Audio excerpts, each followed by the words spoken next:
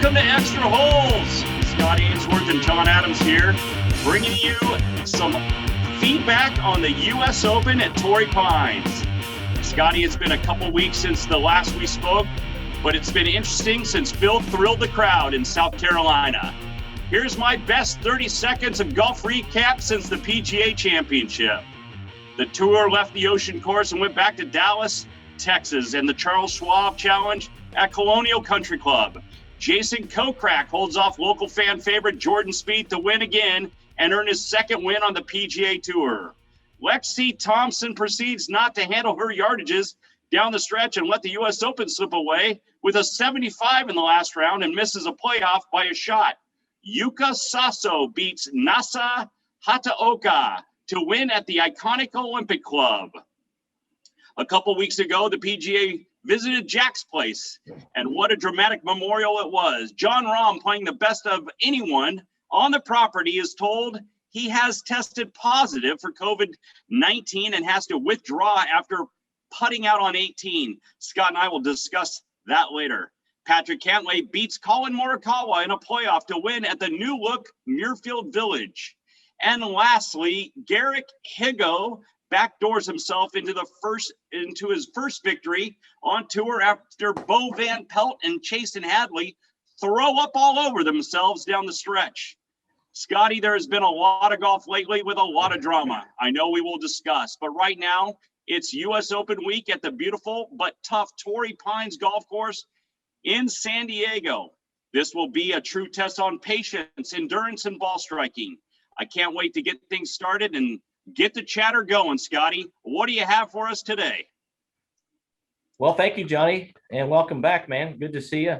I'm super excited. I think that the talk might end up being the golf course again, kind of like it was for Kiowa, especially the thick rough. But there's a lot of great storylines, and I'm anxious to talk about them today. We can go through the list, but I don't think there's any better storyline, at least from the way they'd like to, or at least the way Brooks Koepka would like to tell you, that the Koepka DeChambeau deal has kind of been a hot topic, especially on social media. Yeah, it's got a little high schoolish, to be honest with you. You know, you and I, I'm on social media. You're not on social media. I am, but not as much as you are. Yeah, and it's actually what I think is,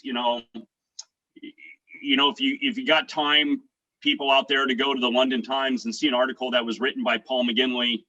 He wrote a nice little article on how there has been rivalries in sports, and Bjorn Borg versus John McEnroe, and Palmer versus Nicklaus, and Nicklaus versus Watson, and there's a lot of different other sports that had rivalries, and this is turning into a social media rivalry and nothing to do with really golf, and I think it's gotten a little childish, and I just think it's kind of an embarrassment of how, maybe Scotty, you and I are a little bit more traditionalist, that how this is the talk of the U.S. Open to get the week started, is this little, back and forth, banter that's going on. And even Brooks says, guys were getting thrown out a couple weeks ago, and he's saying, hey, I'll give you a case of beer if you got thrown out. Let me know. Like, it's just BS, and it's terrible, and I'm not a big fan of it. I think a lot like you are.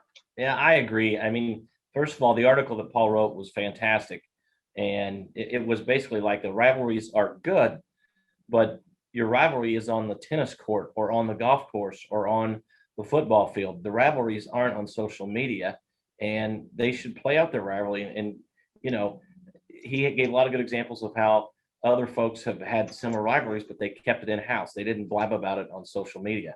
And one of the things that I learned that you and I had discussed earlier that I didn't know anything about was that player impact program, that PIP that the PGA Tour actually has.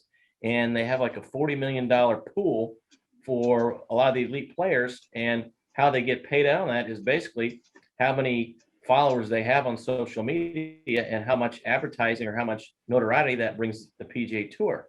And I just think that's a slippery slope, as I also think that the gambling, the fact that you can go to PGAtour.com and look up the odds on everybody, and they have it as a segment on Golf Central, and they promote it and talk about it. And I I'm not a fan. I'm not opposed to somebody having a friendly wager. But I think that this is taking the traditional golf, what is a well-respected sport, and kind of cheapen it up. Just not a fan. Yeah, and I guess it's just the world that we're living in with the whole gambling thing about it, and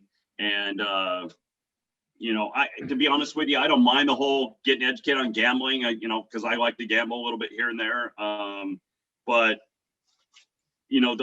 letting things ride and getting going and allowing this kind of first of all, I'm not a big fan of the guy that says, get in the hole or mashed potatoes or anybody that screams anything else out. I mean, yeah, it's you the man, you the man. Right? Yeah, you the man. Yeah, yes. All that stuff. It's bush league. I don't like it. It's crazy how everybody is just talking about, like, I hope they get paired up on the weekend. I hope they play together. Like, I hope the USGA puts them together. And and they actually had a good point. It's like, if they did it Thursday, Friday, you got a third guy that's in that group. And how would you like to be the third guy in that group and deal with all that BS? But like, I have a friend, he's 30 years old. He's going to go down to the golf tournament this week. And he goes, I'm going to go follow Bryson a little bit and call him Brooksy. I mean, that's the kind of stuff. That's bullshit. Yeah. But that's what social media is doing. That's how they can influence kids to go do this stuff. PGA Tour has to step in, and they created this shit mess, first of all, by having this PIP. But here's the deal. And here's where the gambling fits in, and I can't stand it. Makes me mad. Matter of fact, I got smoke coming off right now. So what's to say that your buddy, let's say that he and three guys drive down there, they get a little snooped up on the way down, have some beers, some cocktails, whatever, go out of the course, and let's say they've all put $5,000 down on Brooks Koepka. And so let's say they go down on Sunday, and now these guys are head to head, and they're in the heat. And on 2 or 3 holes right in the middle of his swing, they yell out something, whatever you call it, whatever you want, but they yell something out and affect the outcome of the golf game. And that's because they gambled on it. Now, in this case, it's because they want to be social media darlings. And I'm just really hopeful. I'm going to say hopeful that this kind of bullshit doesn't happen at Torrey this week. I'm just going to keep my fingers crossed. Yeah, well, hopefully they keep an eye on things and don't let it get out of control. But I'm not going to be surprised if it does. All right. Well, speaking of Torrey, what's that rough? You were trying to tell me earlier. I was watching some guy talk about it. It's like a salad or something, or some. It's like a buffet table of all different types of grasses. Yeah, and by the way, it's not consistent. It's different all over the place. So you could have a kikuya with a rye and have a weed in it, right? It's not going to be the same. So you are watching your ball go into the rough, and you are literally flipping coins on what you're going to get. You have no idea. It's just because the different types of grasses that are around that golf course. And by the way, that's what it's like on all the public golf courses up the coast here. So you're going to have Poana greens, and you're going to have kikuya, more around the greens than it is along the fairway. Because if you have kikuya rough in the off the fair, I mean, you can't get it out of it. It's absolutely Velcro. So you'll have it more around the greens, but that's where you'll have a mixture of all these different types of grasses. So you could actually go through it and dead left, out of there. But again, they've actually seen, some areas where they've gotten very lucky, and it's like maybe where somebody stepped down on it or whatever, and it's just stayed there, right, and they catch a lot. But I would say 90% of it's going to be good luck. Well, and they're only going to have. And the players are saying, if you've got 8 iron and down, you have a chance to be able to hit it and get it near the green. He says, if you're going to have 7 iron and back 6 iron, it's good luck. And you got to, Scotty, 4 is a beast there. They turn 6 into a par 4, which is a par 5. 7's a beast, but it's going to play fast, and it goes downhill a little bit. So if you do get the ball running, you could actually get away with it. 12 is an absolute beast of a par 4. 14 can get. I think 14 is the one that they can actually push up the tee box and make it drivable because they have the canyon left. It's the shortest hole in the course, I think. Yeah. Par 4. and then 17 can get interesting. I don't know. I don't know what they're going to play. 8, 9, the par 5, 9 they can stretch it out to almost 600 yards. It's crazy. Right. Yeah. So I'm excited. There's I think, like, besides Tiger, like every player, the top 65s in the field, and we can talk about favorites. But one of the things I like to know is, you talked about the public tracks that are great and the different grasses, the up and down the coast. And I was reading an article that you might be favored to win the San Clemente Muni Club Championship this weekend. Or is it the club championship or the city championship? It's a club championship, and that is at the Pride of the Pacific, called San Clemente Municipal Golf Course. And that actually is a no. I am not the favorite to. There's a gentleman by the name of Mark Warman, who is a top player here in Southern California. He plays out of our course. I think he's won it the last 3 or 4 years in a row. And actually, I'm sorry, he missed 1 year because he forgot his tee time. But other than that, he's the guy that beats. He's won the city championship the last 3 years in a row.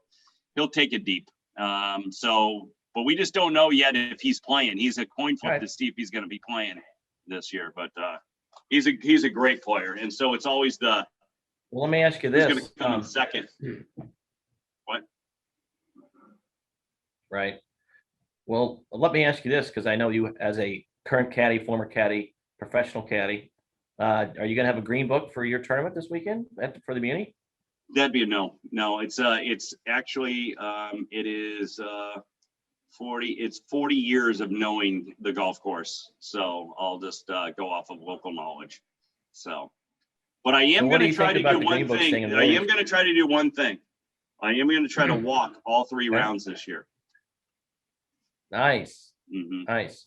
Do you want me to say nice at your funeral? If you could speak at it, that'd be great. I appreciate that. That is at least that wants to have a memorial. So yeah. So anyway, what do you think about the green books? After you've caddied on tour, and what's your feeling? I don't. I'm with the board. I would get rid of them. My whole take is, if I know it's a choice, right? So it's a choice. I've caddied for some guys before, and they're like, if you can read it, great. I can't read it. It's not for me. Guy like DeChambeau, he breaks it down, right? And he loves it, right? But I always like to have everything on the level playing field. I'm wondering if it is due to pace of play, if that's that these guys are slowing the round down. I don't think it is, but I just think that it's better. Again, we go back to the traditional saying, Nicklaus didn't have a green book, and Trevino didn't have a green book, and all these, you don't need, you have a yardage book. Your caddy can make his notes in that green book, or in that book right there on the greens if he wants. But I don't know. I'm not. I am, though, for the yardage viewfinders. Yeah, I'm wondering. I'd love to know if pace of play was better, and the reason why is when these guys hit it off the beaten path. Right. Telling your caddy to go find a yardage, and doing this kind of stuff, that could speed things up really fast. So I'm all for that. I'm all for the range finders. We use them in all the events here, both pro and amateur, here in Minnesota, and it does speed up play, and it's great, So, but the green book thing, I think it slows up play. And I'm going to use you as an example this weekend. So what if somebody moves in to San Clemente and this is their first year, and they don't have that 40 years of knowledge that you do, but they had a green book, and you can walk up to the third green or whatever and say, okay, I know this one's going to break, it's a pretty intense break, but you can't really see it. And he's got a green book, and he just knows that because he's got a book. That takes part of what I would call, not the magic out of the game, but part of the feel, and the reason that, there is some imagination to it. And when you have these books, I can't stand it when DeChambeau is standing over that damn book and just, figuring out how many degrees of slope there is and all this stuff. It's just, to me, it's, it's interesting, but not that interesting. Well, first of all, it's the San Clemente Municipal Golf Course, so I just don't see a green book ever being made, to be honest with you. And if I got to give it to him, if he did have a green book, he'd probably want to make some copies because some guys would probably buy it. Yeah. But I just don't look at. We're not that subtle, you know. It is the defense of the golf course is the greens, but yeah, I just don't see that happening. But thanks for bringing it up. Yeah. So yeah, we were saying something earlier. I was talking about, people could step down in the rough. You might get a better lie, this and the other. There's only going to be, they were talking about, there's only going to be 8 to 10,000. They're capping it at 10,000 Yeah. fans. And then if you include like the players, the caddies, and the workers, and the vendors, it's like 3,000 extra. So you might have 12,000 people total out there. That's, think about that. A total of 12,000 people when you might have, what do they have the 16th in Phoenix at the Bird's Nest, like 20,000. Yeah, that's crazy. Yeah, they have twice as many people. Saturday they have 170,000 that come in, and I want to say 150,000 on 3 holes. Yeah. That's a great point. Because the lies, you're not going to be able to get. I was going to say, if there is 10,000 people on the grounds, let's just say fans, just fans. Yep. How many of the 10,000 are going to follow Phil, Xander, and Homa? They're all in the same group. Yeah, there'll be a lot.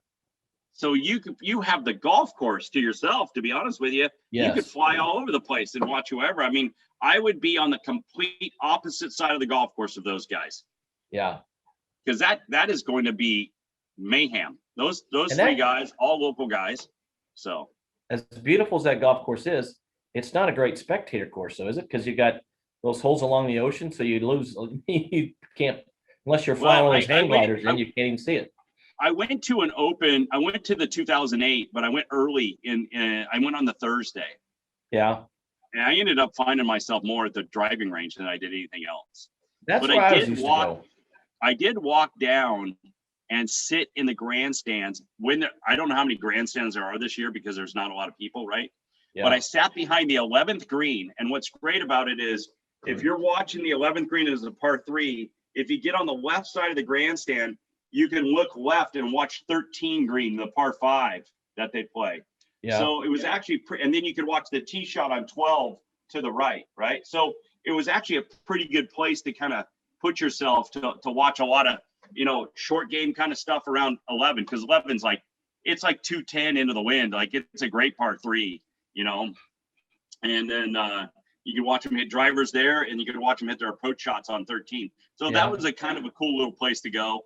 But I don't know, Scotty, we've been to so many of these damn things. I'm just not a big crowd guy. I just don't like to, sit there and I'm not either. And I'm just kind of, if a player ever asks me like, hey, you want to come down and watch? I'm like, you going to get me inside the ropes? Cause that's the only place I'm going, right. Like I'm the same way. If you said, hey, I'll fly to the Super Bowl and give you tickets, I'd be like, no, thanks. I'd rather just watch it on TV. It's just a bunch of shit going on. Yeah. So how far young, do you live? Like this kid that's going down that I know 30, I'm like, go enjoy it. I mean, you never know if you're ever going to get it again. Like, go do it, How far do you live? You live in San Clemente. How far do you live from Torrey Pines? It's 40 minutes south of me with no traffic. And that's the other thing. They're probably going to park you at UCSD. No traffic. Love that. What's that? Sorry. Yeah. What's the forecast? It'll always be a little hazy in the morning. What we call here the marine layer. Yeah. And then it'll burn off around 11:30, 12 o'clock. So that's a good point, because what's going to happen is that's a heavier air. So it's going to be quite interesting how the caddy player relationship kind of like spreads it out on when they're going to start to see that 6-iron that flies 200 yards is going 210 or 190 to 200, like, because it's starting to warm up, so that's going to be they're going to really have to monitor, when a guy hits a 6-iron and he hits a pin high, he's got to look at his player and go, how'd you hit that? I hit it great. Okay, that's good to know. Like he's going to have to ask those kind of questions. So they're consistent. Well, I want to rewind a little bit from the very Okay. beginning. I don't know if you're okay with this. And I'd like to talk about this John Rahm situation with COVID. Oh, And okay. what your thoughts are of when he got off the golf course and how you thought they handled that and all that. Well, I'm glad you brought up, because I do have some feelings a couple different ways. First of all, I think they handled it like horseshit. They should have never, if they knew, I don't like the way they handled it. Okay. They certainly didn't need to do that in front of the cameras or whatever. I think that was not well thought out. I think that part of the problem is that even though he said he was in that period that already had one shot or both shots, he was still in that period. He should have had. He's an international guy and he's a smart guy and by all accounts a fantastic gentleman. But the blame's on him for not being, vaccinated earlier. But I didn't like the way he handled. What did you think? Well, I'm right there with you. I thought I would love to know the behind the scenes information. When did they actually get that statistic on when he tested positive? Once they confirmed that he was positive, they should have went out to the golf course and pulled him off the golf course. Right. I don't care if he's on the 12th hole.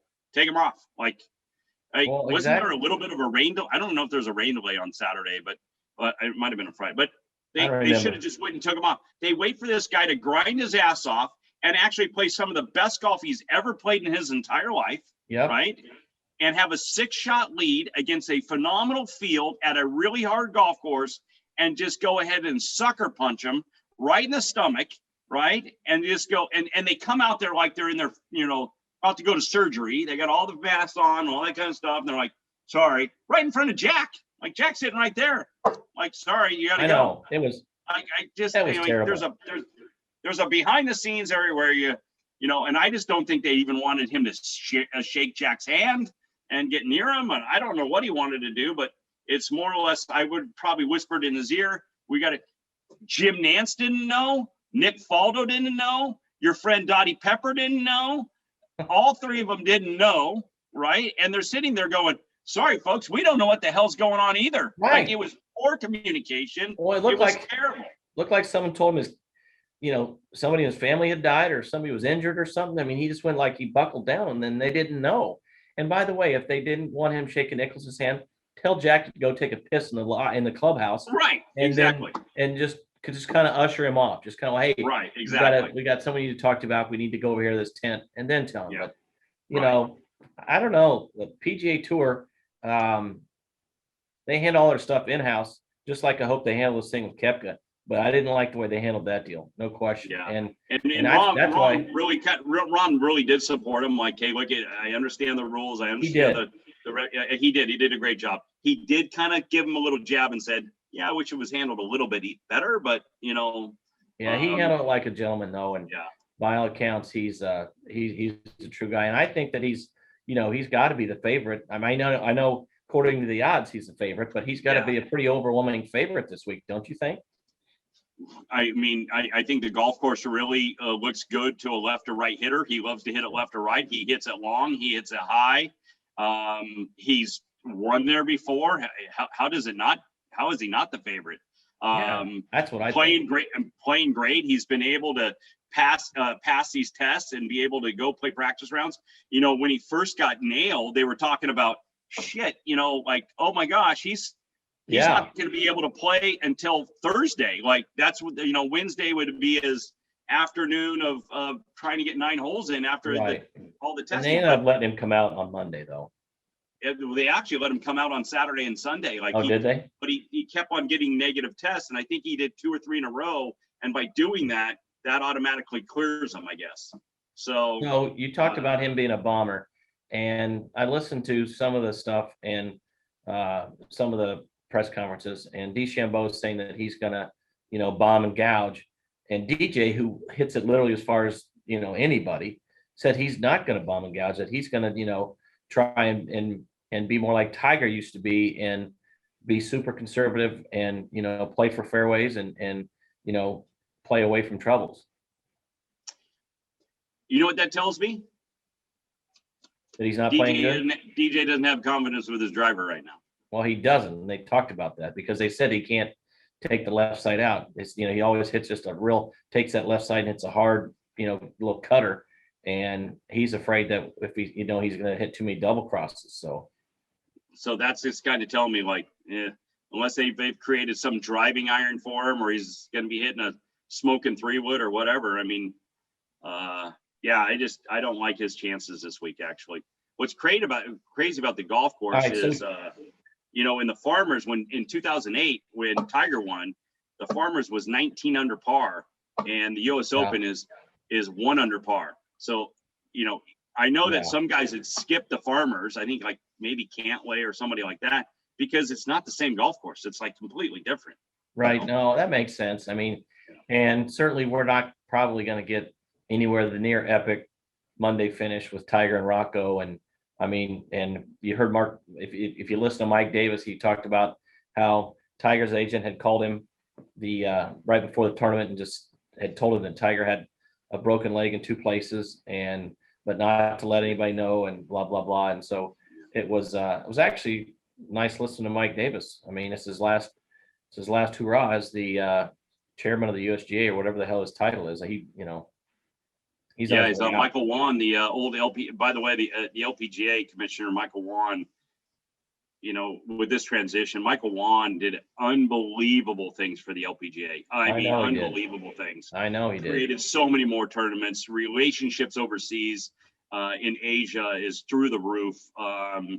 He's been successful wherever he's gone. So I actually think USGA is just going to get stronger and stronger with Michael Wan running the ship. So I agree. I actually thought he was going to go. I thought he was possibly looking at the Olympics, to run the U.S. Olympics. Here we could talk about the Olympics too, but I don't want to talk about the Olympics. But let's talk about. So we've already said that Rahm is a heavy favorite. Who else do you like and why? Well, you don't like him because we did our picks already. Louis Oosthuizen. Yeah. I like him personally. I don't like him winning this deal. He's just got a lot of statistics that are actually in his favor, and I think he makes the most putts inside 10 feet, and he's a Poana guy. So, and he hits it far enough. He's actually been a contender in majors. Tony Finau has some success at Torrey Pines. I like him. Yeah. And then if you're looking at a local guy, because, you and I discussed the top 66 players in the world are all in the field, less Tiger Woods, but Schauffele's a local guy. I'll go with Xander being a guy that has played well in majors and stuff like that, and has played okay there. So I'll take him as a local. But I'll be honest with you, I'm not happy with his draw with Phil and Homa. It's going to be a cluster. Everybody's going to be. Well, let's talk about Phil, because he grew up there, right? Pretty close to there. Yeah, he lives in Rancho Santa Fe. I mean, he played, they played high school golf there. But here's the other thing is, you could say that Phil's a local guy, Xander's a local. Xander, these guys can't get out there to play. It's a public golf course. No, I heard Phil say that. You just don't walk up and play, so it's not like they're playing the golf course all the time, so they can go out when the golf course gets closed, like this last weekend, and kind of get some rounds in. But you just don't walk up to Torrey Pines and put your bag over your shoulder and start going, because you're going to get mobbed. It's a public golf course. So sorry, I heard him. I have not played there, and I know that you have.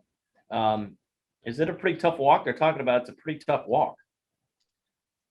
It's a tough walk because it's like 7,900 yards. Like, I mean, it's just a long golf course. Why I think it's good? I don't think it's, they're kind of saying some up and downs. It's not drag. The only hill that kind of gets you going is on 13 when you walk down that big dip, that par 5, and you walk up to it.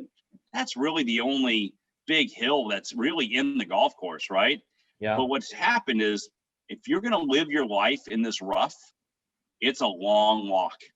It is a long walk, because is that like something I should take a quote on? Like, is that something that's like a McConaugheyism? If you're going to live your life in the rough, it's going to be a long walk. All right. So, all right, who do you like between Koepka and DeChambeau? Well, I'm not a fan of Koepka now, but I think Koepka is going to be better for this golf course. I agree with you. I mean, here we haven't. I got the Golf Channel on the background right now, and Rory's on there. We haven't even talked about Rory. Well, that's the whole kind of thing, and that's why is he a sleepy, kind of under the radar guy? Because everybody's not talking about him because they're really focusing on the local guys, right? And they're talking about the top, 2 or 3 guys because of Rahm's success, and I think Rory's loving it, to be honest with you. And they haven't talked. They're not talking JT or Spieth a lot either. Spieth hurt his foot or something. Well, yeah. Well, here's the other thing: is this. I mean, Spieth has been he's been playing well, but with this rough, you can't live out of this rough, and he can get a little sporadic with the driver, right? Yeah. I think Justin's issue is going to be the greens. I just don't think he's really putting that good, and it's going to get bumpy on the weekend, and I just don't know. I see, and that's what I think about Rahm. When I look at Rahm's situation, because he's won there before, I'm giving him the benefit of the doubt. But look at the putt in 2008 when Tiger made the putt to get in the playoff. I mean, the ball's getting this high off the ground at times because it was so crunchy. So that can actually, you're hitting great putts that are getting knocked offline.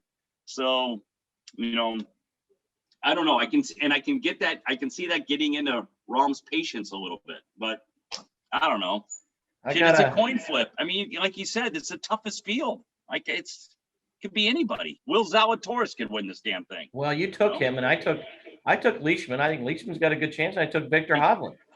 Yeah, like I said, there's probably 15 to 20 guys that you could win this thing easily. What do you think so was 1 under? Did you say 1 under won it in 2008 with Tiger? Yeah. Mm-hmm. Do you think it's going to be similar to that again? Yeah, I could see it being like that. I could see it being 5 under. Yeah, right? As much as I was poo-pooing the gambling, I got in our club's pool, and your tiebreakers picked the total winning score, and I had it at 3 under. So here's a great statistic, gambling. Okay. It's plus 400 for it to go into a playoff. Wow. And gambling's illegal at Bushwood, Danny. And yeah. Well, I think it's going to be a great weekend. I'm looking forward to it. It's the 121st edition of the U.S. Open. I've been around for 58 of them. I don't remember every single one of them, but I'm hoping that this is going to be a memorable one. Yeah, I think we're in for great weather. There's no rain. Nobody's talking. I mean, well, you're in situation. We're in drought situation. You're in drought situation. It's, the only thing that's going to give it a little bit of moisture is that little cloud covering in the morning. I don't think they're talking about any heavy fog moving in or anything like that. It's just going to be a cloud marine layer that will just change. It'll just be, these guys will be wearing maybe a vest or something like that to start off, and it'll just gradually just kind of the heat will come in and push it away. But I think, from 12 o'clock on, you're going to see some gorgeous views and some gorgeous golf course, but you're probably going to see some crappy play too. Right. Yeah. Well, that's about all I got, other than I'd like to wish you good luck in your tournament and good luck walking all. We have our member this weekend. It's just 18 on Friday and 18 on Saturday. So I'm going to just camp my fanny right in front of the TV all day on Sunday. So who's the lucky partner? Michael Kasner, Kaz.